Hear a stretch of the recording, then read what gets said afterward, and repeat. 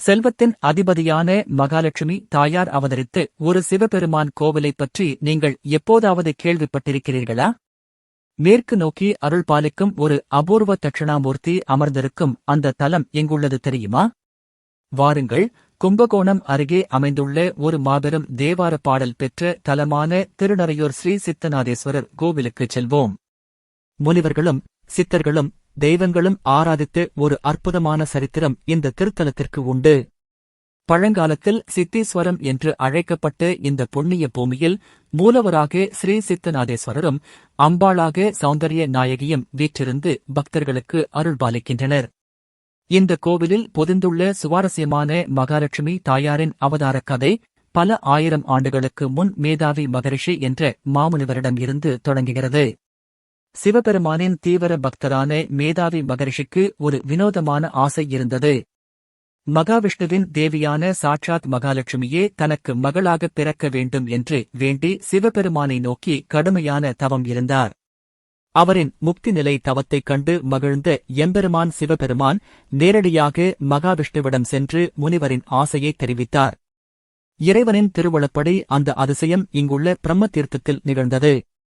ஒரு சுபயோக பங்குனி உத்திர நன்னாளில் இந்த பிரம்ம தீர்த்த குளத்தில் பூத்திருந்த ஒரு செந்தாமரை மலரின் மீது ஒரு பேரழகு வாய்ந்த குழந்தையாக மகாலட்சுமி தாயார் அவதரித்தாள்.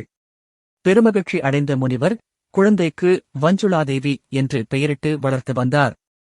தாயார் பிறந்த வீடு இது என்பதால் இன்றும் இங்குள்ள தனி சன்னதியில் பாவாடை சட்டை அணிந்து ஒரு சின்னஞ்சிறு குழந்தையாக மழலை மகாலட்சுமியாக தாயார் அருள் பாலிப்பதை பார்ப்பதே கண்கொள்ளாக் காட்சியாகும்.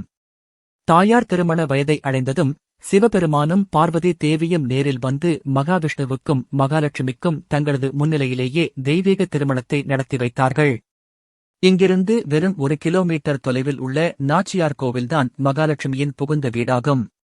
இன்றும் பொங்கல், தீபாவளி போன்ற பண்டிகை நாட்களில் நாச்சியார் கோவிலுக்கு பட்டுப்புடவை, சீயக்காய், பொங்கல் பானை போன்ற சீர்வரிசைகள் தாயாரின் பிறந்த வீடான இந்த சிவ ஆலயத்தில் இருந்தே அனுப்பப்படுகிறது.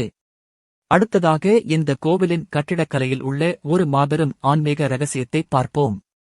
பொதுவாகவே சிவாலயங்களில் தட்சிணாமூர்த்தி தெற்கு நோக்கித்தான் வீற்றிருப்பார் அல்லவா?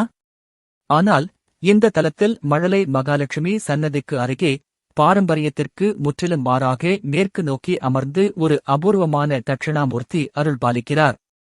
அதிலும் சிறப்பு என்னவென்றால் இந்த மேற்கு நோக்கிய தட்சிணாமூர்த்திக்கு நேர் எதிரில்தான் நவகிரகங்களின் சன்னதியும் அமைந்துள்ளது. சனீஸ்வரர் உள்ளிட்ட நவகிரக தோஷங்களால் கடுமையாக பாதிக்கப்படுபவர்கள் இந்த தட்சிணாமூர்த்தியையும் நவகிரகங்களையும் ஒரே நேர்கோட்டில் வணங்கினால் பெரும் நிவர்த்தி கிடைக்கும் என்பது ஐதீகம். சூரிய பகவானே இங்குள்ள இறைவனை நேரில் வந்து வழிபடுவதாக ஒரு வரலாறு உண்டு. மாசி மற்றும் ஆவணி மாதங்களில் தொடர்ந்து 3 நாட்கள் சூரியனின் ஒளிக்கதிர்கள் நேரடியாக மூலவர் லிங்கத்தின் மீது விழுவது மெய்சிலிர்க்க வைக்கும் ஒரு காட்சியாகும். சித்தநாதேஸ்வரர் என்ற பெயர் இறைவனுக்கு எப்படி வந்தது தெரியுமா? தேவர்களின் சாபத்தால் தீராத தோல் நோயால் அவதிப்பட்ட கோரக்க சித்தர் இங்கு வந்து தவமிருந்து சிவனருளால் தனது நோய் முழுமையாக நீங்கப் பெற்றார். இதனால் இறைவன் சித்தநாதேஸ்வரர் என்று போற்றப்படுகிறார். திருநறையூர் என்ற பெயர் வரக்காரணம் என்ன?